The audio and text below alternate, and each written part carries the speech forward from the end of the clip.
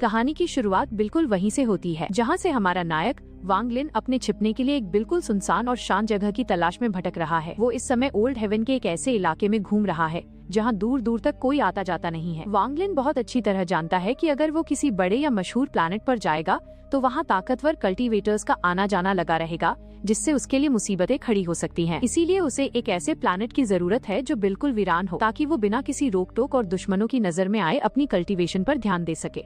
तभी उसकी नजर एक प्लैनेट पर पड़ती है जिसका नाम है चिलिन प्लैनेट। इस प्लैनेट को करीब से देखने पर वांग लिन को महसूस होता है कि इसके अंदर से बहुत ही हल्की, ना के बराबर एनर्जी बाहर आ रही है। का सीधा सा मतलब यह था कि यह प्लैनेट इतना कमजोर और वीरान है कि यहाँ कोई भी बड़ा या ताकतवर कल्टीवेटर कदम तक नहीं रखना चाहेगा। वांग लिन को लगता है कि ये जगह उसके छिपने के लिए बिल्कुल परफेक्ट है, क्योंकि यहाँ अगर कोई छोटा मोटा झगड़ा होगा भी तो वो सिर्फ आम इंसानों या बहुत ही शुरुआती लेवल के कल्टीवेटर्स के बीच होगा। इस शांत जगह पर कदम रखने के साथ ही वांग लिन अपने दिमाग में दो बहुत बड़े प्लान तैयार करता है। उसका पहला प्लान ये है कि उसने तीसरी स्टेज के कल्टीवेटर की जो यादें और समझ हासिल की थी, उसकी मदद से वह अपनी पुरानी सारी टेक्निक्स को दोबारा परखेगा और उन्हें और ज्यादा मजबूत बनाएगा। और उसका दूसरा सबसे बड़ा मकसद है अपनी नेदरवर्ल्ड रिवर यानी पाताल की नदी की ताकत को बढ़ाना, जिसके लिए उसे बहुत सारी नफरत और गुस्से वाली एनर्जी की जरूरत है। वो अभी ये सब सोच ही रहा होता है कि तभी अचानक उसके पास मौजूद तलवार की रूह यानी ली गुओ अपनी तलवार के अंदर एक बहुत बड़ा ब्रेक थ्रू कर लेता है। इस कामयाबी के बाद ली गुओ का घमंड 7वें आसमान पर पहुंच जाता है। वो खुद को बहुत ज्यादा ताकतवर समझने लगता है और हवा में उड़ते हुए सीधे वांग लिन को हुक्म देने लगता है कि अब मैं बहुत पावरफुल हो गया हूँ, मुझे फौरन इस कैद से आजाद करो। लेकिन वांग लिन के लिए ली गुओ की ये बकबक किसी सिरदर्द से कम नहीं थी। वो बिना कोई वक्त गवाए अपनी सीलिंग टेक्निक की धमकी देता है, जिसे देखते ही ली गुओ की सिट्टी पिट्टी गुम हो जाती है और वह फौरन शांत हो जाता है। इसके बाद जैसे ही वांग लिन चिलिन प्लैनेट की जमीन के और करीब पहुँचता है तो उसे एक अलग ही सुकून महसूस होता है। इस प्लैनेट का माहौल और हवाएं उसे अपने पुराने घर यानी सुजाकू स्टार की याद दिला देती हैं, जिससे उसका लगाव इस जगह से और बढ़ जाता है। इस पूरे प्लैनेट पर कल्टीवेशन की एनर्जी इतनी ज्यादा कमजोर है कि यहाँ का सबसे बड़ा और ताकतवर कल्टीवेटर भी सिर्फ नासेंट सोल के आखिरी स्टेज तक ही पहुँच सकता है। उसके आगे जाना यहाँ किसी के बस की बात नहीं है। लेकिन वांग लिन के लिए यही इस जगह की सबसे बड़ी खूबी थी, क्योंकि यहाँ उसे कोई परेशान करने वाला नहीं था। अब कहानी का सीन थोड़ा बदलता है और हम इस चिलिन प्लैनेट के एक ऊंचे और सुनसान पहाड़ की तरफ बढ़ते हैं। इस पहाड़ पर दो लोग थके हारे कदमों से ऊपर की तरफ चढ़ रहे हैं, जिनमें से एक बूढ़ा आदमी है जिसका नाम झांग शिंगहाई है और दूसरा उसका नौजवान बेटा है जिसका नाम झांग यांग है। असल में बूढ़े झांग शिंगहाई की हालत बहुत ज्यादा खराब है। वो अपनी जिंदगी के बिल्कुल आखिरी पड़ाव पर है और उसकी मौत बहुत करीब है। वे दोनों इतनी मुश्किल से इस पहाड़ पर सिर्फ इसलिए चढ़ रहे हैं क्योंकि उनके परिवार की एक पुरानी परंपरा है कि जब भी किसी की मौत का वक्त करीब आता है तो वो इसी पहाड़ की चोटी पर आकर आखिरी बार इस खूबसूरत आसमान और धरती को देखता है और यहीं दम तोड़ देता है। रास्ते में चढ़ते हुए झांग शिंगहाई बहुत ही दुखी मन से अपने बेटे से कहता है कि इस प्लैनेट पर रहना कितना मुश्किल और निराशाजनक है। वे लोग सालों से दिन रात बिना कोई छुट्टी लिए पागलों की तरह कल्टीवेशन की प्रैक्टिस कर रहे हैं, लेकिन इस प्लैनेट की कमजोर एनर्जी की वजह से उनका लेवल हमेशा नासेंट सोल के आखिरी स्टेज पर आकर रुक जाता है। वे चाहकर भी सोल फॉर्मेशन वाले अगले बड़े लेवल पर नहीं पहुंच पा रहे हैं, क्योंकि इस प्लैनेट का माहौल उन्हें आगे बढ़ने ही नहीं देता। इसी लाचारी और दुख के साथ वे दोनों धीरे धीरे इस हान्यू नाम के पहाड़ की चोटी पर पहुँच जाते हैं। लेकिन जैसे ही वे चोटी पर कदम रखते हैं उनके होश उड़ जाते हैं, क्योंकि वहाँ पहले से ही एक अजनबी शख्स बड़े शांत भाव से बैठा हुआ है और वो कोई और नहीं बल्कि हमारा वांग लिन है। झांग शिंगहाई उसे देखकर अंदर से बुरी तरह कांप जाता है, क्योंकि वो अपनी पूरी ताकत लगाने के बाद भी वांग लिन की मौजूदगी या उसकी ताकत का जरा सा भी अंदाजा नहीं लगा पा रहा था। वो पल भर में समझ जाता है कि उसके सामने खड़ा ये मामूली सा दिखने वाला इंसान असल में कोई बहुत ही ऊंचा और बेहद ताकतवर सीनियर कल्टीवेटर है। दूसरी तरफ वांग लिन इस हान्यू पहाड़ की गहराइयों को भांप रहा था और उसे पता चलता है कि ये पहाड़ देखने में भले ही वीरान है, लेकिन इसके अंदर बहुत सारी नफरत और गुस्से की काली एनर्जी दबी हुई है, जिसने इस जगह को बंजर बना दिया है। वांग लिन अपनी जादुई ताकत का एक छोटा सा इस्तेमाल करता है और देखते ही देखते उस पूरे पहाड़ की कायापलट कर देता है। सूखी हुई जमीन पल भर में हरी भरी और उपजाऊ हो जाती है। यह चमत्कार अपनी आंखों के सामने होते देख बूढ़े झांग शिंगहाई को पूरा यकीन हो जाता है कि ये कोई मामूली कल्टीवेटर नहीं बल्कि साक्षात भगवान जैसा कोई सीनियर है। वह फौरन घुटनों पर बैठ जाता है और बड़े आदर के साथ वांग लिन से कहता है कि सीनियर, अगर आपको यह पहाड़ पसंद आ गया है तो आज से हमारा ये पूरा हान्यू पहाड़ आपका हुआ। वांग लिन उस बूढ़े की तरफ देखता है और अपनी गहरी नजरों से भांप लेता है कि इस बूढ़े का शरीर पूरी तरह जवाब दे चुका है और इसकी मौत बिल्कुल इसके सिर पर खड़ी है। वांग लिन साफ शब्दों में कह देता है कि तुम्हारी हालत इतनी ज्यादा बिगड़ चुकी है कि इस मोड़ पर मैं भी तुम्हारी मौत को टाल नहीं सकता। झांग शिंगहाई उसकी बात सुनकर बिल्कुल बुरा नहीं मानता, बल्कि वह मुस्कुराते हुए कहता है कि सीनियर, मुझे कोई गम नहीं है। अपनी मौत से ठीक पहले साक्षात इतने बड़े कल्टीवेटर के दर्शन कर लेना ही मेरे लिए सबसे बड़ी किस्मत की बात है। अब मैं चैन से मर सकता हूँ। झांग शिंगहाई की बातें सुनकर वांग लिन को थोड़ा तरस आ जाता है और वो कहता है कि वैसे एक रास्ता अब भी है जिससे तुम्हारी जिंदगी की डोर थोड़ी लंबी की जा सकती है, लेकिन इसके लिए तुम्हें एक बहुत बड़ी कीमत चुकानी होगी। तुम्हें अपनी पूरी कल्टीवेशन की ताकत को हमेशा के लिए कुर्बान करना पड़ेगा। असल में ये एक बिल्कुल नई टेक्निक थी जिसे वांग लिन ने हाल ही में तीसरी स्टेज के कल्टीवेटर्स के रास्तों को समझने के बाद खुद तैयार किया था। इस टेक्निक का इस्तेमाल करते वक्त वांग लिन का मन अचानक से भारी हो जाता है और उसे अतीत की अपनी सबसे बड़ी कमजोरी यानी ली मुआन की याद आ जाती है। वो अपने मन में सोचता है कि काश यह टेक्निक उसने ली मुआन के हादसे से पहले सीख ली होती तो वो अपनी ताकत कुर्बान करके भी ली मुआन को दोबारा एक नई जिंदगी दे पाता है। वांग लिन अपनी उस अनोखी टेक्निक को झांग शिंगहाई के ऊपर इस्तेमाल करता है जिससे उसकी सारी कल्टीवेशन की एनर्जी खत्म हो जाती है, लेकिन बदले में उसके शरीर को पूरे 10 साल की नई जिंदगी मिल जाती है। मौत के मुंह से वापस आने की खुशी में झांग शिंगहाई झूम उठता है और वो वांग लिन के पैरों में गिरकर अपनी वफादारी की कसम खाता है कि सीनियर, आपने मुझे नया जीवन दिया है, अब आप जो भी हुक्म देंगे मैं उसे पूरा करने के लिए अपनी जान लगा दूंगा। वांग लिन को तो इसी मौके की तलाश थी। वो सीधे मुद्दे पर आता है और झांग शिंगहाई को आदेश देता है कि तुम्हें इस प्लैनेट के कोने कोने से मरने वाले जीवों की नफरत और गुस्से की एनर्जी को इकट्ठा करना होगा। झांग शिंगहाई बिना एक पल गंवाए इस काम के लिए हाँ कह देता है और अपने बेटे झांग यांग को साथ लेकर फौरन वहाँ से नफरत की ऊर्जा तलाशने निकल पड़ता है। उनके जाने के बाद वांग लिन उसी हान्यू पहाड़ को अपना मुख्य अड्डा बनाने का फैसला करता है। वह अपने पास मौजूद जादुई झंडों को बाहर निकालता है और पूरे पहाड़ के चारों तरफ एक बहुत ही खतरनाक और अभेद्य घेरा तैयार कर देता है। इसके साथ ही वांग लिन अपनी आवाज की गूंज से पूरे चिलिन प्लैनेट के रहने वालों को एक सख्त चेतावनी देता है कि आज से ये पूरा प्लैनेट उसके कब्जे में है। वह एक कड़ा नियम बना देता है कि कोई भी इंसान या कल्टीवेटर भूलकर भी इस हान्यू पहाड़ के प्रतिबंधित घेरे के आसपास फटकने की हिम्मत न करे, वरना अंजाम बहुत बुरा होगा। प्लैनेट के सभी छोटे मोटे कल्टीवेटर्स और आम लोग वांग लिन की उस भयानक आवाज के सामने पूरी तरह घुटने टेक देते हैं और चुपचाप उसके नियमों को स्वीकार कर लेते हैं। इसके बाद वांग लिन बिना किसी चिंता के गहरे ध्यान यानी कल्टीवेशन के एकांतवास में चला जाता है, जहाँ वो फुर्सत से अपने पास मौजूद सभी कीमती खजानों की जाँच करने बैठता है। इन सभी चीजों के बीच उसका ध्यान एक खास खजाने पर जाकर टिक जाता है और वो कोई और नहीं बल्कि सोल विप यानी आत्माओं को तड़पाने वाला वो चाबुक था जिसे उसने बहुत पहले हुंगदी से छीना था। जब वांग लिन उस चाबुक को ध्यान से देखता है तो उसे महसूस होता है कि इसके अंदर एक बेहद अनोखी और रहस्यमयी शक्ति छिपी हुई है जो बिल्कुल तीसरी स्टेज के कल्टीवेटर्स की सोच यानी सब्ज और असर concept of cause and effect से मेल खाती है। असल में तीसरी स्टेज की झलक देखने के बाद वांग लिन की अपनी सोच भी बदलने लगी थी।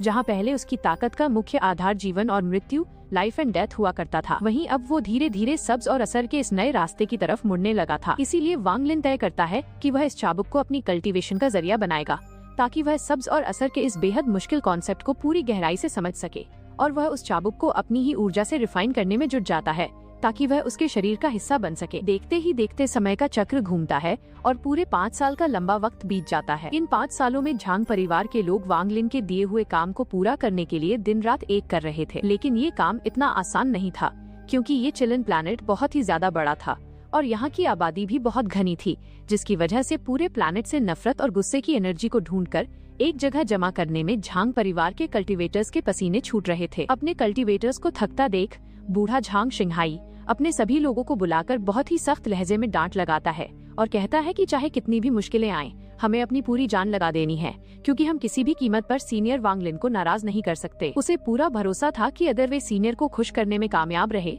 तो बदले में उन्हें इतना बड़ा इनाम मिलेगा जिसकी वे कल्पना भी नहीं कर सकते। इसीलिए वो अपने पूरे खानदान की दौलत और ताकत को इस काम में झोंक देता है। इसी बीच कहानी में एक छोटा सा मोड़ आता है और हमें चिलिन प्लैनेट के 2 आम निवासियों को दिखाया जाता है जो अनजाने में रास्ता भटकते हुए वांग लिन के बनाए हुए उस प्रतिबंधित पहाड़ी इलाके के अंदर घुस जाते हैं। जैसे ही उन्हें एहसास होता है कि वे कहाँ आ गए हैं, उनके पैर डर के मारे कांपने लगते हैं क्योंकि उन्होंने कुछ समय पहले ही देखा था कि कैसे दूसरे बड़े परिवारों के कल्टीवेटर्स ने वांग लिन के इस कब्जे का विरोध करने की कोशिश की थी, लेकिन वांग लिन के बनाए उस जादुई घेरे ने पल भर में उन सबको धूल चटा दी थी।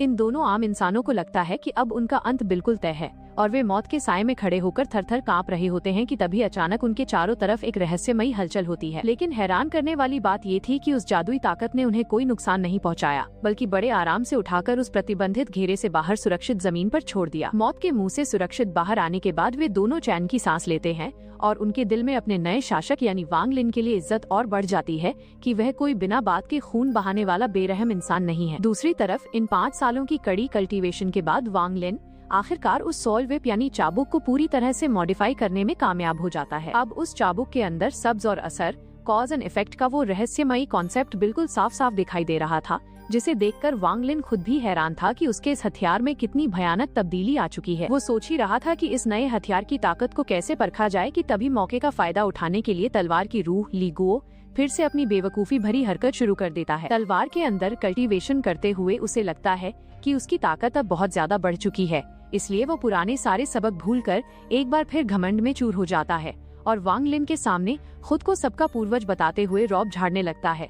वांग लिन उसकी इस बदतमीजी को देखकर मन ही मन मुस्कुराता है और ली गुओ को अपनी कैद से बाहर निकालता है, लेकिन उसे आजाद करने के लिए नहीं, बल्कि उसके इस बढ़े हुए घमंड को हमेशा के लिए कुचलने के लिए। वांग लिन बिना कोई वक्त गंवाए अपने उस नए मॉडिफाई किए हुए चाबुक को हवा में लहराता है और सीधे ली गुओ को उसमें जकड़ लेता है। इस बार हैरान करने वाली बात ये थी कि वांग लिन को ली गुओ पर चाबुक से वार करने की भी जरूरत नहीं पड़ी। सिर्फ उस चाबुक के बंधनों में बंधते ही ली गुओ की रूह धीरे धीरे पिघलने और गायब होने लगती है। हमें ये नहीं भूलना चाहिए कि ली गुओ अब कोई मामूली रूह नहीं था, बल्कि वो तलवार की एक बेहद ताकतवर रूह बन चुका था। लेकिन उस अद्भुत चाबुक के सामने उसकी सारी शक्ति धरी की धरी रह गई। अपनी आत्मा को धीरे धीरे खत्म होते देख ली गुओ के होश उड़ जाते हैं और वो बुरी तरह थर थर कांपते हुए वांग लिन के सामने गिड़गिड़ाने लगता है और अपनी इस नादानी के लिए माफी मांगने लगता है। वांग लिन ठंडे लहजे में ली गुओ को चेतावनी देता है कि वो कभी भी अपनी औकात न भूले, क्योंकि उन दोनों के बीच एक गहरा सब्ज और असर, कॉज एंड इफेक्ट का रिश्ता है। ली गुओ आज जिस मुकाम पर भी पहुंचा है वो सिर्फ और सिर्फ वांग लिन की वजह से ही मुमकिन हो पाया है। ली गुओ को अपनी गलती का पूरी तरह एहसास हो जाता है और जब उसकी रूह बिल्कुल खत्म होने की कगार पर होती है, तभी वांग लिन तरस खाकर चाबुक की ताकत को रोक देता है और उसकी रूह को पहले जैसा कर देता है। अपनी जान बच जाने पर ली गुओ फूले नहीं समाता और वो एक बार फिर वांग लिन के सामने पूरी तरह वफादार बन जाता है। वांग लिन उसे आदेश देता है कि वह अब उसके कल्टीवेशन में कोई खलल न डाले और उसे अपने से 5 मील की दूरी के दायरे में कहीं भी घूमने की आजादी दे देता है। ली गुओ पहले तो ये सुनकर बहुत खुश होता है, लेकिन फिर उसे शक होने लगता है कि कहीं ये भी वांग लिन का कोई नया इम्तिहान तो नहीं है, जिससे डरकर वो वहीं रुकने का फैसला करता है। इसके बाद वांग लिन अपने बाकी के तीनों जादुई जानवरों यानी किलिन, मेंढक और मच्छर को भी अपनी कैद से बाहर निकालता है, लेकिन ये तीनों बाहर आते ही एक दूसरे को देखकर गुर्राने लगते हैं और आपस में ही लड़ने की तैयारी करने लगते हैं। वांग लिन अपनी कड़क आवाज में उन तीनों को शांत रहने की हिदायत देता है और धमकी देता है कि अगर किसी ने भी माहौल खराब किया तो उसे बहुत सख्त सजा मिलेगी, जिसे सुनते ही वे तीनों सीधे सुधर जाते हैं और चुपचाप आराम करने चले जाते हैं। इन सबको शांत देखकर ली गुओ भी दूर जाने के बजाय उन्हीं जानवरों के साथ बैठकर आराम करने लगता है। वांग लिन जब इस पूरे माहौल को देखता है तो उसके दिल को एक बहुत ही अनोखा सुकून मिलता है, क्योंकि उसकी इस खतरों से भरी जिंदगी में ऐसे शांत और सुकून भरे पल बहुत ही कम आते हैं। इसी बीच झांग परिवार के लोग पूरे प्लैनेट से नफरत और गुस्से की सारी एनर्जी को इकट्ठा करके वांग लिन के पास ले आते हैं और अपना काम पूरा करते हैं। वांग लिन उनके इस काम से बेहद खुश होता है और बदले में उन्हें इनाम के तौर पर एक बहुत ही खास और कीमती पिल देता है और झांग शिंघाई से कहता है कि ये पिल अपने बेटे झांग यांग को दे देना। इस पिल की मदद से झांग यांग के पास उस कमजोर नेसेंट सोल के दायरे को पार करने का एक बहुत ही शानदार मौका आ जाता है, जिससे वे हमेशा के लिए इस प्लैनेट की बंदिशों से आजाद हो सकें। वांग लिन से इतनी कीमती पिल मिलने के बाद बूढ़े झांग शिंघाई की आंखों में खुशी के आंसू आ जाते हैं और वो दिल से वांग लिन का शुक्रिया अदा करता है। इस बड़े मिशन के बाद झांग शिंघाई अपने परिवार और कल्टीवेटर्स की पूरी कमान अपने बेटे झांग यांग के हाथों में सौंप देता है और वे सब मिलकर वांग लिन के इस पहाड़ पर कई तरह के जादुई और कीमती पौधों की खेती शुरू कर देते हैं। दूसरी तरफ हमारा नायक वांग लिन समय के साथ सब्ज और असर, concept of cause and effect के उस बेहद मुश्किल रास्ते को और ज्यादा गहराई से समझने लगता है, जिससे उसकी दिमागी समझ एक नए मुकाम पर पहुंच जाती है। आखिरकार वो सही समय देखकर अपनी कल्टीवेशन को असेंडेंट के बिल्कुल आखिरी और पीक लेवल पर ले जाने का फैसला करता है।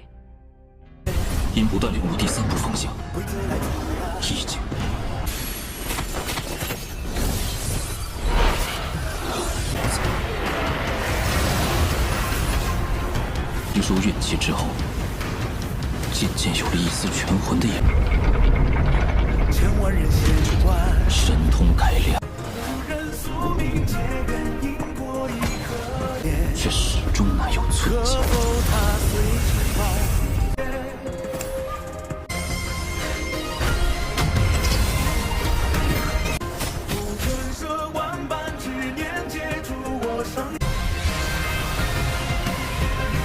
生死已经是天年修道，终得圆满。修行这条路，总算是走到了。इसके लिए वह अपने पास बची हुई अमर पत्थरों की ऊर्जा यानी सेलेस्टियल जेड क्रिस्टल्स और अमर लिक्विड की कुछ बूंदों का इस्तेमाल करता है। इन बेहद कीमती चीजों की मदद से वांग लिन आखिरकार असेंडेंट के शुरुआती दायरे को पूरी तरह मुकम्मल करके उसके सबसे ऊंचे शिखर यानी पीक स्टेज पर कदम रख देता है। अब वो अपनी पहली स्टेज की कल्टीवेशन के सबसे ऊंचे मुकाम पर खड़ा था, जहाँ से उसे अगली बड़ी स्टेज यानी सेकंड स्टेप कल्टीवेशन की तरफ कदम बढ़ाना था। इसी दौरान उसे याद आता है कि अब अमर thunder world immortal thunder realm के दरवाजे खुलने में सिर्फ 3 महीने का समय बाकी रह गया है। लेकिन उस रहस्यमयी दुनिया के अंदर कदम रखने के लिए वांग लिन को एक बेहद खास चीज की जरूरत थी, जिसे थंडर कॉल्ड्रन यानी थंडर की कड़ाही कहा जाता है। वांग लिन चाहता तो इस काम के लिए शियांग गुओहू की मदद ले सकता था, लेकिन वो ऐसा बिल्कुल नहीं करना चाहता था।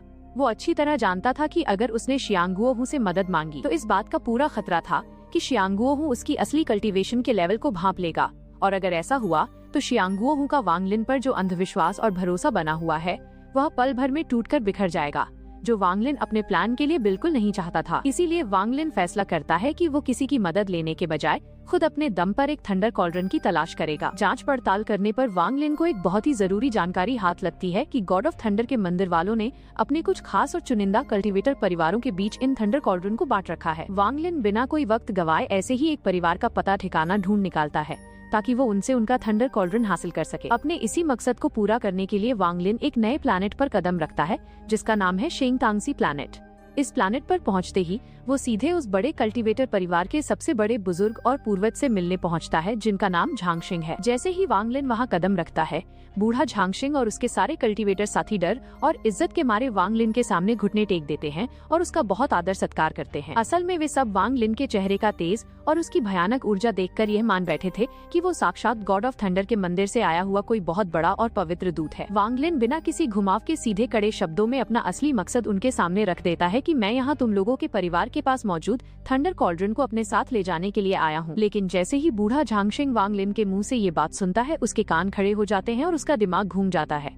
उसे अचानक वांग लिन पर बहुत बड़ा शक होने लगता है और वो मन ही मन सोचता है कि अगर ये शख्स सचमुच गॉड ऑफ थंडर के मंदिर का पवित्र दूत है तो इसके पास खुद का थंडर कॉल्ड्रन क्यों नहीं है, ये हमसे हमारा कॉल्ड्रन क्यों मांग रहा है। इसे एक बात से झांगशिंग को पूरा यकीन हो जाता है कि उसके सामने खड़ा ये इंसान कोई दूत नहीं बल्कि गॉड ऑफ थंडर के मंदिर का नाम इस्तेमाल करने वाला एक बहुत बड़ा ढोंगी और बहरूपिया है। सच सामने आते ही झांगशिंग का सारा डर गुस्से में बदल जाता है और वो अपनी पूरी ताकत को जगाते हुए वांग लिन के खिलाफ बगावत करने और उससे लोहा लेने के लिए तैयार हो जाता है। लेकिन जहाँ प्लैनेट झांगझेन के एल्डर इस वक्त वांग लिन पर गुस्से से पूरी तरह लाल पीले हो रहे हैं। उन्हें पूरा यकीन था कि वांग लिन किसी फेक थंडर गॉड टेम्पल से आया है और उसका यहाँ आने का इकलौता मकसद सिर्फ उनके खानदानी थंडर कॉल्ड्रन को स्टील करना यानी चुराना है। इतना ही नहीं, उन्हें तो वांग लिन के उस खतरनाक थंडर बीस्ट पर भी पूरा डाउट था कि वो कोई असली जीव नहीं बल्कि सिर्फ एक दिखावा है। अब क्योंकि एल्डर झांगझेन खुद यिन इल्यूजन रियलम जैसे बेहद पावरफुल लेवल पर पहुंच चुके थे, इसलिए उन्हें पूरा कॉन्फिडेंस था कि वो वांग लिन को आसानी से डिफीट कर देंगे। बिना एक पल भी गंवाए और बिना हेसिटेशन के वो सीधे वांग लिन पर अपना पहला अटैक लॉन्च कर देते हैं। उन्हें लगा था कि वांग लिन इस अटैक से थर थर कांप उठेगा, पर तभी सीन में एक बड़ा ट्विस्ट आता है।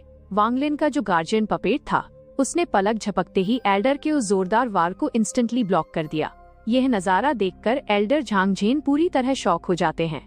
वो तुरंत रियलाइज करते हैं कि वांग लिन का ये गार्जियन पपेट भी ठीक उन्हीं की तरह यिन इल्यूजन रियलम की ताकत रखता है, यानी ये सीधे सीधे उनके सेम लेवल पर था। लेकिन एल्डर झांगझेन भी इतनी आसानी से गिव अप करने वाले नहीं थे। वो तुरंत अपनी एक और खतरनाक टेक्निक का इस्तेमाल करते हैं। इस बार वो अपनी सबसे डेंजरस आग यानी बोन डेवरिंग फ्लेम को बाहर निकालते हैं। आग की वो भयानक लपटें पूरी स्पीड के साथ वांग लिन के पपेट की तरफ बढ़ती हैं। पर हैरानी की बात तो ये थी कि उस फ्लेम का वांग लिन के पपेट पर रत्ती भर भी असर नहीं होता। वो पपेट आग के बीच भी बिल्कुल नॉर्मल खड़ा रहता है। ये सब देखकर एल्डर झांगझेन एकदम स्टन्ड रह जाते हैं। उन्हें समझ नहीं आता कि अब क्या करें। ठीक इसी मोमेंट पर वांग लिन अपने पपेट को रोकता है और बिल्कुल काम और शांत होकर एल्डर झांगझेन के सामने एक फेयर ऑफर रखता है। वो आराम से एक्सप्लेन करता है कि मेरा मकसद सिर्फ थंडर कॉल्ड्रन हासिल करना है, मुझे तुमसे कोई दुश्मनी नहीं है। लेकिन एल्डर झांगझेन खुद को चारों तरफ से घिरा हुआ महसूस करते हैं, क्योंकि वो इस प्लैनेट के सबसे हाई रैंकिंग कल्टीवेटर्स में से एक थे। ऐसे में अगर वो बिना लड़े अपना थंडर कॉल्ड्रन किसी को सरेंडर कर देते तो सोसाइटी में उनकी रेपुटेशन और उनके खानदान का ऑनर हमेशा के लिए खत्म हो जाता। पर इसके साथ ही उनका दिमाग उन्हें ये भी हिंट दे रहा था कि सामने खड़ा ये बंदा कोई ऑर्डिनरी कल्टीवेटर नहीं है। इनफैक्ट उनके मन में ये गहरा डर बैठने लगता है कि वांग लिन शायद कोई सेकेंड स्टेप कल्टीवेटर हो सकता है, क्योंकि एक मैन कल्टीवेटर के पास यिन इल्यूजन रियलम का इतना शक्तिशाली पपेट होना इम्पॉसिबल था। इसके बावजूद एल्डर झांगझेन स्टबर्न हो जाते हैं यानी अड़ जाते हैं और थंडर कॉल्ड्रन देने से साफ मना कर देते हैं। अब वांग लिन भी समझ जाता है कि सिर्फ बातों से काम नहीं चलेगा, अब एक्शन लेने का वक्त आ चुका है। वो तुरंत अपने पास से अपना एक बेहद पावरफुल ट्रेजर बाहर निकालता है, जिसे इमॉर्टल माउंटेन ट्रेजर कहा जाता है, और सीधा हमला बोल देता है। इस बार एल्डर झांग झेन भी पूरी तरह सीरियस हो जाते हैं। वो बिना कोई रिस्क लिए अपनी फैमिली की सीक्रेट टेक्निक को एक्टिवेट कर देते हैं, जिसे थर्ड आई टेक्निक यानी तीसरी आंख का जादुई वार कहा जाता था। और सरप्राइजिंगली जैसे ही उनकी वो तीसरी आंख खुलती है, वो वांग लिन के उस भारी भरकम इमॉर्टल माउंटेन को हवा में ही पूरी तरह स्टॉप कर देती है। ये देखकर इस बार खुद हमारे वांग लिन को एक बहुत बड़ा झटका लगता है। वो जेन्युइनली शॉक हो जाता है, क्योंकि वो अच्छी तरह जानता था कि उसके इस इमॉर्टल माउंटेन के अंदर जो सोल है वो कितनी ज्यादा पावरफुल है। पर इसके बाद भी झांग झेन की वो थर्ड आई उस पूरी पावर को सप्रेस करने में कामयाब हो गई थी। वांग लिन को तुरंत सेंस हो जाता है कि इस अनोखी टेक्निक के पीछे जरूर कोई बहुत बड़ा मिस्ट्री छुपा हुआ है। वो बड़े ध्यान से उस थर्ड आई की पावर को एग्जामिन करता है, और तभी उसे पता चलता है कि इस टेक्निक के अंदर ओरिजिन रिटर्न के कुछ खास ट्रेसेस यानी निशान छुपे हुए हैं। यह बिल्कुल वैसा ही था जो थर्ड स्टेप कल्टीवेशन मेथड से मैच करता था, जिसे वांग लिन ने पहले कभी क्लोजली विटनेस किया था। बस फिर क्या था, ये नोटिस करते ही वांग लिन का इंटरेस्ट अब दुगना हो जाता है। अब वो सिर्फ उस थंडर कॉल्ड्रन को लेकर रुकने वाला नहीं था, बल्कि वो हर कीमत पर झांग झेन की इस जादुई थर्ड आई टेक्निक को भी हासिल करना चाहता था। अब बिना कोई टाइम वेस्ट किए वांग लिन अपने इमॉर्टल माउंटेन की पावर को और भी ज्यादा बढ़ा देता है। अचानक से वहाँ इतना ओवरवेलमिंग प्रेशर क्रिएट होता है कि एल्डर झांग झेन का सारा रेजिस्टेंस यानी उनका सारा डिफेंस पल भर में क्रश हो जाता है। झांग झेन के दिल में अब मौत का डर पूरी तरह बैठ चुका था।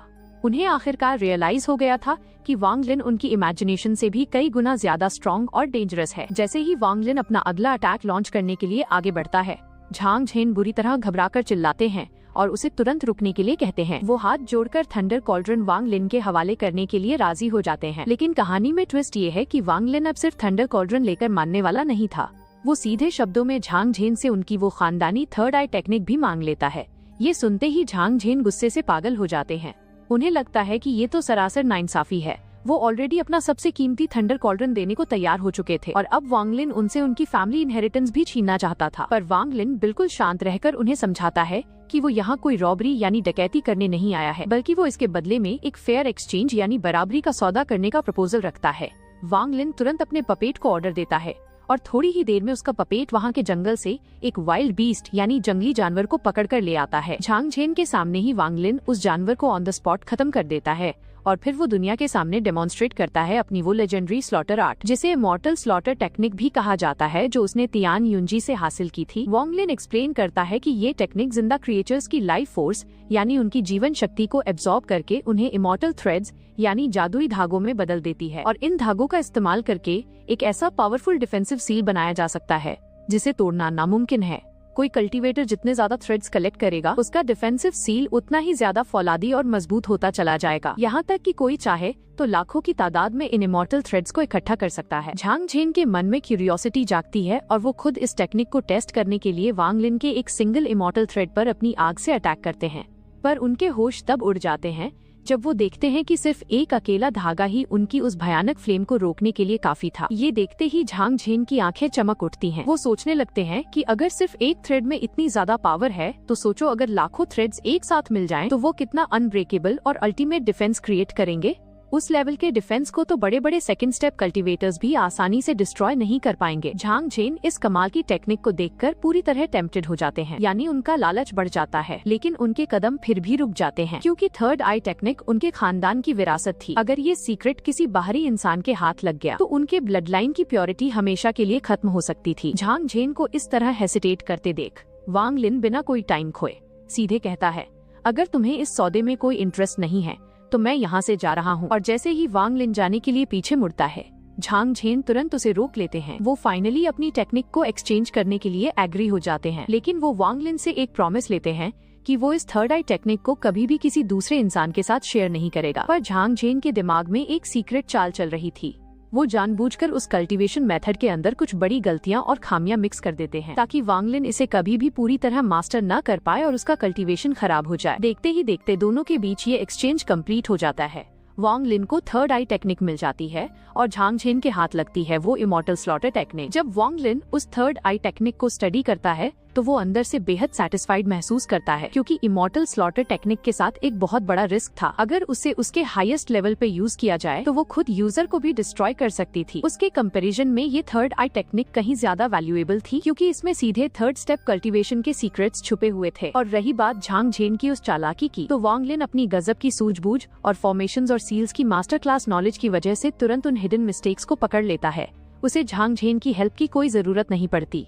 वो खुद ही उन डैमेज सेक्शंस को रिकंस्ट्रक्ट करके उस अधूरी टेक्निक को बिल्कुल परफेक्ट बना लेता है। अब धीरे धीरे वक्त गुजरता है और आखिरकार वो बड़ा दिन भी आ जाता है जब थंडर रियलम के अंदर एंट्री करनी थी, क्योंकि वांग लिन पहले भी रेन रियलम के अंदर जा चुका था, इसलिए उसे इस पूरे प्रोसेस का बहुत अच्छे से अंदाजा था। दोनों जगह अंदर जाने का मेथड बिल्कुल सेम टू सेम था। वांग लिन बिना कोई देरी किए तुरंत उस थंडर कॉल्ड्रन को एक्टिवेट कर देता है, और जैसे ही वो घड़ा एक्टिवेट होता है, आसमान को चीरती हुई बिजली की एक बहुत ही तगड़ी और विशाल कड़क सीधे नीचे गिरती है। वांग लिन जैसे ही उस बिजली को महसूस करता है, वो दंग रह जाता है, क्योंकि इस बिजली के अंदर बेहद प्योर प्राइमोर्डियल ओरिजिन एनर्जी भरी हुई थी। ये एनर्जी इतनी ज्यादा पावरफुल थी कि इसके सामने कल्टीवेशन के थंडर पूल की बिजली भी कुछ नहीं थी। वांग लिन को तुरंत रियलाइज होता है कि इतनी कीमती और ताकतवर बिजली का इस्तेमाल अगर सिर्फ यहाँ से वहाँ जाने के लिए किया गया तो ये बहुत बड़ा वेस्ट होगा। इसलिए वो एक बड़ा रिस्क लेने का डिसाइड करता है और सोचता है कि क्यों ना इस पूरी लाइटनिंग एनर्जी को खुद के अंदर एब्जॉर्ब कर लिया जाए। वो जानता था कि ऐसा गोल्डन चांस उसे अपनी पूरी जिंदगी में दोबारा कभी नहीं मिलने वाला। वो तुरंत अपनी एंशिएंट थंडर ड्रैगन सोल को बाहर निकालता है और उस भयानक बिजली को सोखना शुरू कर देता है। पर इस प्रोसेस के दौरान अचानक एक बहुत ही अनएक्सपेक्टेड चीज होती है। वांग लिन के इस कदम की वजह से पूरे प्लैनेट किंगलिन पर अचानक से उसी प्योर प्राइमोर्डियल ओरिजिन एनर्जी की भारी बरसात होने लगती है, जो कल्टीवेशन के लिए दुनिया की सबसे बेहतरीन एनर्जी मानी जाती थी। वांग लिन लगातार उस बिजली को एब्जॉर्ब किए जा रहा था कि तभी अचानक आसमान से एक और उससे भी ज्यादा खौफनाक और कई गुना बड़ी बिजली सीधे उसके ऊपर आकर गिरती है। उस भयानक इम्पैक्ट की वजह से वांग लिन की पूरी बॉडी में एक ऐसा असहनीय दर्द शुरू हो जाता है जो बर्दाश्त से बाहर था। उसे तुरंत समझ आ जाता है कि उसकी बॉडी अब अपनी लिमिट पर पहुंच चुकी है और इससे ज्यादा झेलना मौत को दावत देना होगा। बिना एक पल की भी देरी किए वांग लिन बिजली को सोखना बंद करता है और खुद को प्रोटेक्ट करने के लिए तुरंत थंडर कॉल्ड्रन को अपने आगे कर लेता है। उसे उस थंडर कॉल्ड्रन की पावर पर पूरा भरोसा था, क्योंकि वो जानता था कि थंडर कॉल्ड्रन खुद बिजली के नेचुरल रूप से पैदा हुआ है, इसलिए उसी ओरिजिन की बिजली उसे कभी भी नुकसान नहीं पहुंचा सकती। एक ही सोर्स से होने की वजह से थंडर कॉल्ड्रन इस तरह की खौफनाक और टेरिफाइंग पावर्स के सामने पूरी तरह इम्यून था। लेकिन इस बार चीजें वैसी नहीं होती जैसी वांग लिन ने सोची थी। कल्टीवेशन की हिस्ट्री में थंडर कॉल्ड्रन को हमेशा के लिए अमर माना जाता था, जिसकी गिनती दुनिया में कभी न कम हो सकती थी और न ज्यादा। पर इस बार आसमान से गिरी वो बिजली कुछ ज्यादा ही आउट ऑफ कंट्रोल और डेंजरस थी। वो थंडर कॉल्ड्रन भी उस भयानक फोर्स और प्रेशर को ज्यादा देर तक बर्दाश्त नहीं कर पाता और देखते ही देखते वो जादुई थंडर कॉल्ड्रन बीच से पूरी तरह शटर होकर चकनाचूर हो जाता है। ये कल्टीवेशन की पूरी हिस्ट्री का सबसे बड़ा और सबसे शॉकिंग चेंज था, क्योंकि इतिहास में पहली बार कोई थंडर कॉल्ड्रन हमेशा के लिए तबाह हो चुका था, जिसने दुनिया में मौजूद कुल थंडर कॉल्ड्रन्स की संख्या को 1 नंबर कम कर दिया था। और इसी के साथ वो बची हुई पूरी की पूरी बिजली सीधे जाकर वांग लिन की बॉडी पर एक बार फिर से जोरदार अटैक कर देती है। इस बीच थंडर रियलम के गेट के पास का नजारा कुछ और ही था। वहाँ थंडर गॉड टेम्पल का एक कल्टीवेटर टैन या फेंग बाकी कई लोगों के साथ बड़ी बेसब्री से गेट खुलने का इंतजार कर रहा था। वहाँ के नियम के हिसाब से कोई भी अपनी मर्जी से अंदर नहीं जा सकता था, उसे गेट के नेचुरल तरीके से खुलने का ही इंतजार करना पड़ता था। इंतजार करते करते टैन या फेंग की नजर अचानक शेन गोंगहू पर पड़ती है, जो वांग लिन का वही सर्वेंट था जिसे हम पिछले सफर में देख चुके थे। टैन या फेंग तुरंत उसे ताना मारते हुए मजाक उड़ाने लगता है। उसे खबर मिल चुकी थी कि शेन गोंगहू ने किसी को अपना मास्टर मान लिया है। टैन या फेंग के लिए ये बात बिल्कुल नामुमकिन थी, क्योंकि शेन गोंगहू अपनी जिद और अपनी ईगो के लिए पूरे थंडर गॉड टेम्पल में मशहूर था। उसे यकीन ही नहीं हो रहा था कि इतना जिद्दी इंसान न सिर्फ किसी के आगे झुक सकता है, बल्कि अपनी डिवाइन सोल भी किसी को सौंप सकता है। लेकिन शेन गोंगहू ने इस फालतू के तानों का कोई जवाब नहीं दिया। वो बस इतना जानता था कि टैन या फेंग को वांग लिन की असलियत का रत्ती भर भी अंदाजा नहीं है कि वो कितना एक्स्ट्रा ऑर्डिनरी इंसान है। हालांकि शेन गोंगहू खुद भी इस बात से इनकार नहीं कर सकता था कि वांग लिन को अपनी डिवाइन सोल देने के बाद उसे अपने ही खानदान से कितना प्रेशर और बेइज्जती झेलनी पड़ी थी। उसके अपने रिश्तेदार उसे एक कलंक और शर्म की तरह देख रहे थे कि थंडर गॉड टेम्पल का एक मेंबर किसी दूसरे इंसान का नौकर बन गया है। टैन या फेंग ने सीधा सवाल किया, क्या सच में ये फैसला तुम्हारी लाइफ की कीमत के बराबर था? क्या ये वाकई वर्थ इट था? शेन गोंगहू ने बड़ी शांति और मैच्योरिटी के साथ जवाब दिया, हम सब अपनी लाइफ की एक ऐसी स्टेज पर आ चुके थे जहां हमारी कल्टीवेशन हमेशा के लिए रुक गई थी। मेरा कल्टीवेशन का रास्ता यहीं थम सा गया था और आगे बढ़ने की कोई उम्मीद नजर नहीं आ रही थी। इसीलिए मैंने एक अलग और नया रास्ता चुना है। मैंने उस इंसान को फॉलो करना चुना है जिसकी मैं दिल से रिस्पेक्ट करता हूँ और जिसकी पावर का कोई तोड़ नहीं है। शायद वांग लिन के साथ चलकर ही मुझे वो रास्ता मिल जाए जहाँ मैं अपनी उन पुरानी लिमिट्स को तोड़कर और भी आगे निकल सकूं। ठीक उसी पल आसमान में एक जोरदार धमाका होता है और बिजली की एक विशाल लहर पूरे इलाके में फैल जाती है। वहाँ मौजूद हर इंसान का सिर ऊपर आसमान की तरफ उठ जाता है और सब के सब सदमे में आ जाते हैं। जो गेट अभी तक पूरी तरह बंद था और जिसके खुलने का सब इंतजार कर रहे थे, वहाँ एक ऐसा शख्स बिना गेट खुले ही जबरदस्ती अंदर घुस आया था। लोग डर और हैरानी से कांप रहे थे क्योंकि जो भी बिना गेट खुले जबरदस्ती अंदर जाने की कोशिश करता उसे हेवनली लाइटनिंग पल भर में राख बना देती थी। पर किसी तरह उस रहस्यमयी कल्टीवेटर ने ये नामुमकिन काम करके दिखाया था। शेन गोंगहू उसे देखते ही पहचान जाता है। उसकी आंखों में चमक आ जाती है क्योंकि वो उसका अपना मास्टर वांग लिन था। वांग लिन का इस तरह गेट खुलने से पहले ही थंडर रियलम के अंदर फोर्सफुली एंट्री मारना देखकर शेन गोंगहू का वो शक भी पूरी तरह दूर हो गया। उसे अंदर ही अंदर महसूस हुआ कि उसने अपना सब कुछ वांग लिन के हवाले करके अपनी लाइफ का सबसे बेस्ट और सही डिसीजन लिया था। उधर अंदर का हाल कुछ और ही था। खुद भी इस बात से शॉक था कि उसने जो किया वो कितना बड़ा रिस्क था। उसने सक्सेसफुली एंट्री तो कर ली थी, लेकिन इस खौफनाक तरीके ने उसकी बॉडी को बुरी तरह इंजर्ड कर दिया था। उसे मजबूरन बीच रास्ते में रुकना पड़ता है ताकि वो थोड़ा सा रिकवर हो सके और आगे का सफर जारी रख सके। दूसरी तरफ एक बहुत ही पावरफुल सेकंड स्टेप निर्वाण रियलम का कल्टीवेटर जिसका नाम यान लेई जी था, उसने भी सेंस कर लिया था कि कोई गेट खुलने से पहले ही अंदर आ चुका है। यान लेई जी को ये बात सुनकर बड़ी दिलचस्पी हुई। उसे कहीं न कहीं यकीन था कि वांग लिन वही इंसान है जो डेस्टिनी के हिसाब से इस थंडर रियलम में आने के लिए ही बना है। यान लेई जी का एक बहुत पुराना और गहरा हिसाब किताब जोंगसुओ जी नाम के शख्स के साथ चल रहा था और किसी वजह से वांग लिन का यहाँ पहुँचना उसके लिए बहुत मायने रखता था। बिना किसी को पता चले या किसी के ध्यान में आए, यान लेई खामोशी से अपनी उंगलियों से एक बहुत ही मिस्टीरियस और रहस्यमयी सील तैयार करने लगता है। इसके बाद कहानी वापस हमारे वांग लिन पर शिफ्ट होती है। अपनी इंजरी से थोड़ा रिकवर होने और अपनी हालत को बेहतर करने के बाद वांग लिन बिना कोई वक्त गंवाए थंडर रियलम को और गहराई से एक्सप्लोर करना शुरू कर देता है। दरअसल वांग लिन के इस डेंजरस जगह पर आने के पीछे दो बहुत बड़े रीजंस और सुनहरे मौके थे। पहला रीजन था सेलेस्टियल इल्यूजन नाम का एक बेहद कीमती खजाना। ये खजाना इतना रेयर था कि अगर इसे थंडर गॉड टेम्पल को सौंपा जाए तो इसके बदले में वहाँ से कोई भी अपनी मनचाही और बेहद वैल्यूएबल रिवॉर्ड हासिल कर सकता था। अगर इतिहास उठाकर देखा जाए तो पूरी कल्टीवेशन हिस्ट्री में आज तक सिर्फ 8 सेलेस्टियल इल्यूजन ही ढूंढे जा सके थे। और दूसरा सबसे बड़ा चांस था लेजेंडरी ओरिजिन केव, यानी उस जादुई गुफा को ढूंढना। ओरिजिन केव को इस पूरे थंडर रियलम का सबसे बड़ा और सबसे खास खजाना माना जाता था। जो भी कल्टीवेटर किस्मत का धनी होता और उस गुफा के अंदर एंट्री पा लेता, उसका कल्टीवेशन लेवल रॉकेट की स्पीड से कई गुना बढ़ जाता था। यहाँ तक कि कुछ खुशकिस्मत कल्टीवेटर्स तो इस गुफा की मदद से बहुत ही कम समय में सेकंड स्टेप की तरफ कदम बढ़ा चुके थे। इसके अलावा वहाँ एक और रहस्यमयी ट्रेजर भी मौजूद था जिसकी खासियत ये थी कि उसकी पावर सीधे अपने ओनर यानी कल्टीवेटर के हिसाब से खुद को ढाल लेती थी। मिसाल के तौर पर अगर उस ट्रेजर को यूज करने वाला कोई फर्स्ट स्टेप का कल्टीवेटर है तो वो उसे हाई ग्रेड स्पिरिट स्टोन्स जैसी प्योर कल्टीवेशन एनर्जी देता था, लेकिन अगर उसे यूज करने वाला कोई सेकंड स्टेप का कल्टीवेटर हो तो वो ट्रेजर सीधे वही ओरिजिन एनर्जी जनरेट करने लगता था जिसकी जरूरत आगे के कल्टीवेशन के लिए पड़ती है। वांग लिन के दिमाग में ये सारी सीक्रेट इन्फॉर्मेशन बिल्कुल साफ थी और वो हर एक डिटेल को अच्छे से याद रखे हुए था, पर इसके साथ ही वो जमीनी हकीकत भी जानता था कि ये दोनों चीजें थंडर रियलम की सबसे टॉप और सबसे मुश्किल से मिलने वाली चीजें हैं। इन्हें हासिल करना सिर्फ उसकी मेहनत पर नहीं बल्कि उसकी किस्मत और लक पर भी डिपेंड करता था। वो कल्टीवेशन के इन रास्तों पर आगे बढ़ ही रहा था कि अचानक वांग लिन को एक बहुत ही अजीब और अनोखा ट्रेजर दिखाई देता है। वांग लिन को सबसे बड़ा झटका तब लगता है जब वो अपनी डिवाइन सेंस यानी अपनी जादुई नजरों से भी उस ट्रेजर को डिटेक्ट नहीं कर पाता। जैसे ही वांग लिन आगे बढ़कर उस अनोखे खजाने पर अपना दावा करने के लिए हाथ बढ़ाता है, अचानक पीछे से एक कड़कड़ाती हुई आवाज आती है और कोई उसे वहीं के वहीं रोक देता है। वो अनजान शख्स हवा में तैरते हुए बड़े घमंड से डिक्लेयर करता है कि ये खजाना पहले ही उसका हो चुका है, इसलिए वांग लिन इस पर अपना हाथ न लगाए।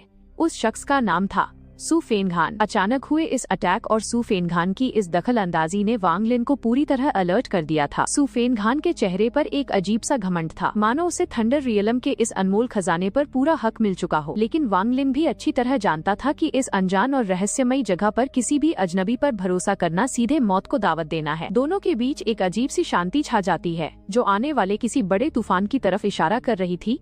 जहाँ वोंगलिंग अपने हाथ में मौजूद उस प्राचीन वास के टुकड़े को ध्यान से देख रहा था। तभी वहाँ शू फेनघांग बड़े आराम से चलकर आता है और वोंगलिंग को टोकते हुए सीधे सीधे कहता है कि भलाई इसी में है कि तुम ये खजाना मेरे हवाले कर दो। वो वोंगलिंग को एक तरह का लालच भी देता है कि अगर तुम बिना किसी नखरे के ये टुकड़ा मुझे दे दोगे तो मैं तुम्हें यहाँ से सही सलामत जाने दूंगा। लेकिन भाई अपना वोंगलिंग तो अलग ही लेवल पर है, वो उसकी तरफ पलटकर जवाब देने की जहमत तक नहीं उठाता।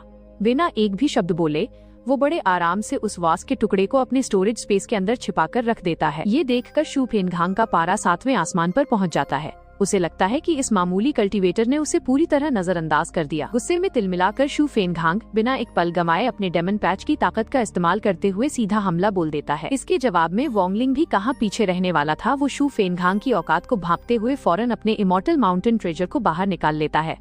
शू फेनघांग के हमले के तरीके को देखकर वोंगलिंग को तुरंत समझ आ जाता है कि इसका डेमन पैच पर जो कंट्रोल है वो उन खतरों के सामने कुछ भी नहीं है जो वोंगलिंग पहले ही झेल चुका है। वोंगलिंग बड़े ही आराम से अपने इमॉर्टल माउंटेन ट्रेजर की मदद से शू फेनघांग के उस जोरदार वार को हवा में ही ब्लॉक कर देता है। और बस इतना ही नहीं, जैसे ही हमला रुकता है वोंगलिंग तुरंत पलटवार करने के लिए अपने बैटल पपेट को लड़ाई के मैदान में उतार देता है। शू फेनघांग भी कोई कायदा खिलाड़ी नहीं था। वो एक तगड़ी प्रोटेक्टिव शील्ड बनाकर पपेट के उस घातक हमले को किसी तरह रोक लेता है।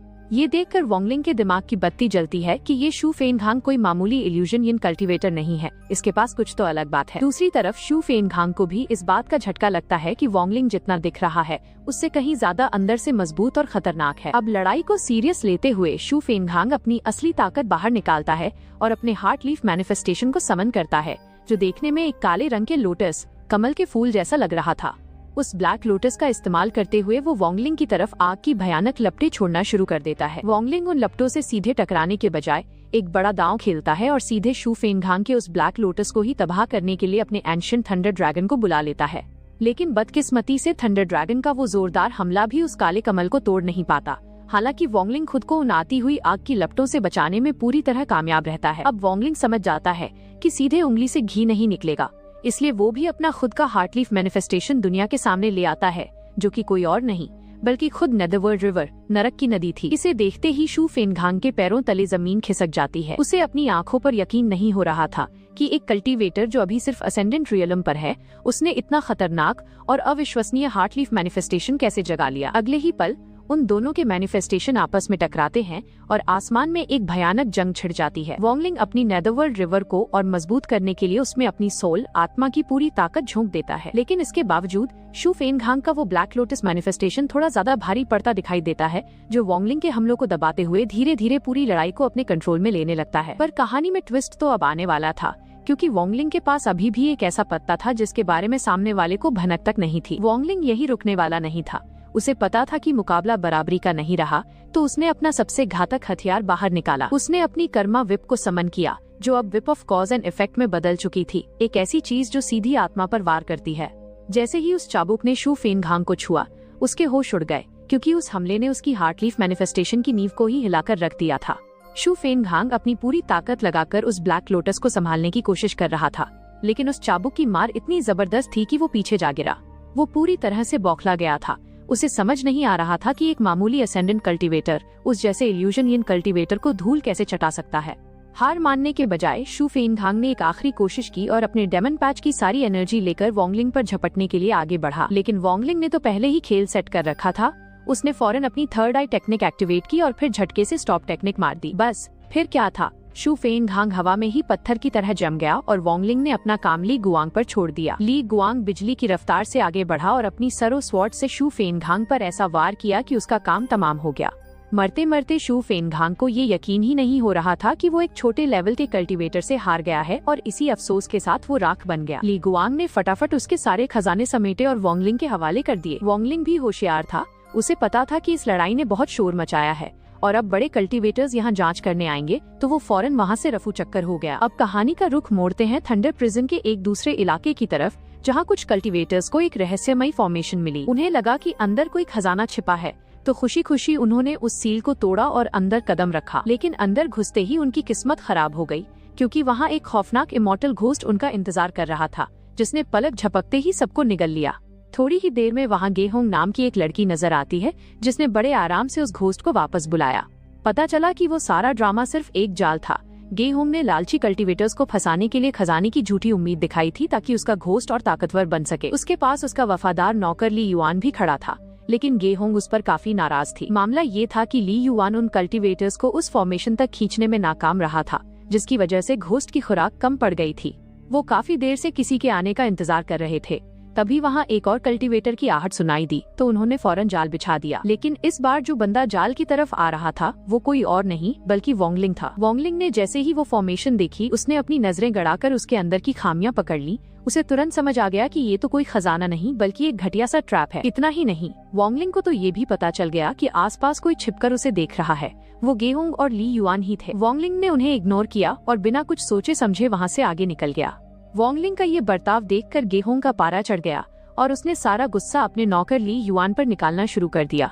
गे होंग ने ली युआन के सोल का एक टुकड़ा अपने पास कैद कर रखा था, जिससे वो उसके जीवन को कंट्रोल कर सकती थी, और उसने धमकी दी कि अगर आगे कोई गलती हुई तो वो उसे मिटा डालेगा। लेकिन बहस चल ही रही थी कि तभी अचानक एक बिजली का जोरदार झटका उनकी उसी फॉर्मेशन पर आ गिरा, और ये हमला किसी और का नहीं बल्कि वोंगलिंग का था। उस अचानक हुए जोरदार धमाके से गे होंग पूरी तरह चौंक गई। उसे अंदाजा भी नहीं था कि कोई उनकी छिपी हुई जगह को इतनी आसानी से ढूंढ लेगा। अपनी जान बचाने के लिए उसने फौरन अपना जादुई पंखा निकाला और वोंगलिंग पर हमला कर दिया। लेकिन भाई, अपना वोंगलिंग तो 2 कदम आगे रहता है। उसने पलक झपकते ही अपनी स्टॉपिंग टेक्निक का इस्तेमाल किया और उस हमले को हवा में ही फ्रीज कर दिया। ये देखकर नौकर ली युआन से रहा नहीं गया। वो अपनी मालकिन को मरते हुए नहीं देख सकता था, इसलिए उसने फौरन एक और प्रोटेक्टिव फॉर्मेशन बनाकर गे होंग को बचा लिया। पर वो शायद भूल गया था कि वोंगलिंग फॉर्मेशंस का कितना बड़ा उस्ताद है। वोंगलिंग ने एक ही नजर में उस ढाल की सबसे कमजोर कड़ी को पकड़ लिया। उसने अपनी गोल्डन हैंड टेक्निक का इस्तेमाल किया और एक झटके में उस पूरी फॉर्मेशन के परखच्चे उड़ा दिए। अब जैसे ही वोंगलिंग उन दोनों को अपने काबू में करने के लिए आगे बढ़ा, गे होंग ने घबराकर अपने उसी खौफनाक इमॉर्टल घोस्ट को वोंगलिंग की तरफ छोड़ दिया। लेकिन यहाँ तो पासा ही पलट गया। वोंगलिंग उस भूत को देखकर डरा नहीं, बल्कि उसकी आंखों में एक अजीब सी चमक आ गई। उसने तुरंत भांप लिया कि ये इमॉर्टल घोस्ट तो उसके खुद के सेलेस्टियल गार्ड को और ज्यादा ताकतवर बनाने के लिए एकदम परफेक्ट चीज है। बिना एक पल की देरी किए वोंगलिंग ने हवा में हाथ बढ़ाया और सीधे उस इमॉर्टल घोस्ट को अपने कब्जे में ले लिया और दोनों से निपटने के लिए तैयार हो गया। अब जब ली युआन ने देखा कि सामने खड़ा बंदा कोई मामूली कल्टीवेटर नहीं है और उनसे जीतने का कोई चांस नहीं है, तो वो सीधे वोंगलिंग के पैरों में गिर गया और दया की भीख मांगने लगा। वोंगलिंग का गुस्सा शांत करने के लिए ली युआन ने उसे एक बहुत बड़ा लालच दिया। उसने कहा कि वो वोंगलिंग को ओरिजिन आर्टिफैक्ट के पास ले जाएगा, वही कीमती खजाना जिसे ढूंढने वोंगलिंग इस थंडर रियलम में आया था। ये सुनते ही गे होंग का खून उबल गया। वो ली युआन पर चिल्लाने लगी क्योंकि वो खजाना उसके परिवार के लिए बहुत मायने रखता था। लेकिन ली युआन ने उसे डांटते हुए हकीकत का आईना दिखाया कि इस वक्त हमारे पास नखरे करने का टाइम नहीं है। अगर अभी घमंड दिखाया तो हम दोनों आज यही मारे जाएंगे। आखिर में थक हार कर गे होंग को भी ली युआन की बात माननी पड़ी। वोंगलिंग दूर खड़े होकर इन दोनों का ड्रामा बड़े ध्यान से देख रहा था और उसे समझ आ गया कि ली युआन पूरी तरह से गे होंग के इशारों पर नाचता है। इसका मतलब साफ था कि अगर उसने गे होंग को सीधे अपने काबू में कर लिया तो ली युआन अपने आप लाइन पर आ जाएगा। वोंगलिंग ने ओरिजिन आर्टिफैक्ट वाली डील तो पक्की कर ली, लेकिन उसे इन दोनों पर रत्ती भर भी भरोसा नहीं था। इसलिए उसने धोखे से बचने के लिए सीधे गे होंग से उसका सोल मार्क मांग लिया ताकि उनकी जान की चाबी उसके हाथ में आ जाए। गे होंग ने पहले तो मना किया, लेकिन वोंगलिंग ने ज्यादा बहस नहीं की और अपनी ताकत के दम पर जबरदस्ती उसका सोल मार्क छीन लिया। अब जब दोनों पूरी तरह वोंगलिंग के शिकंजे में आ चुके थे तो वोंगलिंग ने उन्हें सीधे आगे बढ़ने का हुक्म दिया। रास्ते के खतरों को पार करते हुए पूरे 3 दिन का सफर तय करने के बाद वो तीनों आखिरकार अपनी मंजिल के करीब पहुंच गए। जैसे ही वोंगलिंग ने उस जगह पर कदम रखा, उसे एक अजीब सा एहसास हुआ। वहाँ का माहौल बिल्कुल वैसा ही था जैसा उसने बहुत पहले रेन रियलम की तबाह हुई खंडहरों में देखा था। उसके मन में एक बड़ा सवाल खड़ा हो गया कि आखिर वो कौन सा भयानक तूफान या तबाही थी जिसने रेन रियलम और थंडर रियलम जैसी महान जगहों को इस कदर बर्बाद कर दिया। खैर, वो लोग ओरिजिन आर्टिफैक्ट के बिल्कुल मुहाने पर खड़े थे। तभी ली युआन ने वोंगलिंग को चेतावनी दी कि आगे डिस्ट्रक्शन थंडर जोन है, एक ऐसा इलाका जहाँ की जानलेवा बिजली से बचने के लिए एक खास खजाने की जरूरत पड़ती है। और किस्मत से वो सुरक्षा देने वाला खजाना, जो कि एक जादुई तलवार थी, वो इस वक्त गे होंग के पास मौजूद थी। अब गे होंग के दिमाग में एक खुराफात सूझी। उसने बिना वोंगलिंग को बताए फौरन अपनी उस थंडर प्रोटेक्शन स्वॉर्ड को निकाला और ली युआन को साथ लेकर तेजी से आगे बढ़ गई, वोंगलिंग को वहीं पीछे अकेला छोड़कर। गे होंग असल में वोंगलिंग को ये दिखाना चाहती थी कि इस थंडर जोन में वो उसके बिना कुछ भी नहीं है, और उसे उम्मीद थी कि घुटनों पर आकर वोंगलिंग को उसका सोल मार्क वापस करना ही पड़ेगा। लेकिन अगले ही पल वोंगलिंग ने जो किया, उसे देखकर उन दोनों के होश पूरी तरह फाख्ता हो गए। बिना किसी सुरक्षा कवच या जादुई तलवार के वोंगलिंग बड़े आराम से जैसे कोई पार्क में टहल रहा हो, सीधे उस जानलेवा डिस्ट्रक्शन थंडर जोन के अंदर पैदल ही चल पड़ा। असल में उसकी बॉडी पहले ही प्राचीन बिजलियों और अनगिनत थंडर ट्रिब्यूलेशंस को झेलकर थंडर बॉडी में बदल चुकी थी, जिसकी वजह से वहाँ की विनाशकारी बिजली उसका बाल भी बांका नहीं कर सकती थी। गे होंग और ली युआन तो बस आंखें फाड़े उसे देखते ही रह गए, लेकिन हैरान होने के बजाय ली युआन के चेहरे पर एक शातिर मुस्कान आ गई। उसे वोंगलिंग में कुछ ऐसा दिख गया था जो उसके अपने किसी बड़े और गुप्त मकसद को पूरा कर सकता था। क्योंकि भले ही दुनिया के सामने गे होंग उस पर हुक्म चला रही थी, लेकिन ली युआन के अंदर एक ऐसा गहरा राज छिपा था जिसकी भनक गे होंग को भी नहीं थी। जैसे ही वोंगलिंग उस तबाही मचाने वाली थंडर जोन को पार करके गे होंग और ली युआन के पास पहुंचा, उन तीनों के सामने एक ऐसी चीज खड़ी थी जिसे देखकर सबके रोंगटे खड़े हो गए। उनके ठीक सामने साक्षात बिजली की लपटों से बना एक विशाल खौफनाक ड्रैगन जैसा जीव रास्ता रोके खड़ा था। वोंगलिंग ने अपनी पारखी नजरों से तुरंत ताड़ लिया कि ये सिर्फ कोई आवारा बिजली नहीं है, बल्कि ये एक जीवित प्राणी है जिसे बहुत ही तगड़ी और एडवांस फॉर्मेशन के जाल से बांधकर यहाँ रखा गया है। ली युआन ने भी वोंगलिंग की बात पर हामी भरी और अपना अंदाजा लगाते हुए कहा कि भाई, ऐसी खतरनाक फॉर्मेशन बनाना किसी ऐरे गैरे के बस की बात नहीं है। इसे पक्का किसी ऐसे उस्ताद ने बनाया है जो कल्टीवेशन के सेकंड स्टेप यानी निर्वाण रियलम तक पहुंच चुका हो। लेकिन अपना वोंगलिंग तो बिजलियों का राजा ठहरा। उसे अपनी थंडर बॉडी और बिजली पर पूरा भरोसा था, इसलिए वो उस ड्रैगन को देखकर जरा भी नहीं डरा।